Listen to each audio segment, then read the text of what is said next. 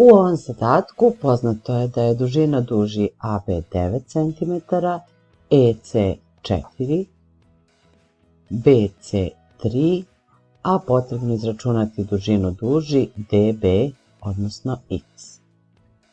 Ako pogledamo sliku, vidimo da važi Talesova teorema, odnosno da se duži AB i AC odnose isto kao duži BD i CE.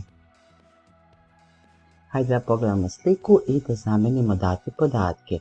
AB je dužina 9 kroz AC je dužina 9 plus 3, a to je 12. Isto je što i BD je X kroz CE je 4.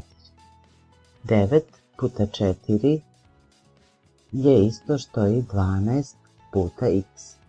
X je nepoznati činilac, dobija se kada proizvod 9 puta 4 podelimo poznatim činilacem 12. 9 puta 4 je 36, podeljeno sa 12 je 3. Dakle, duž DB je dužine 3 cm.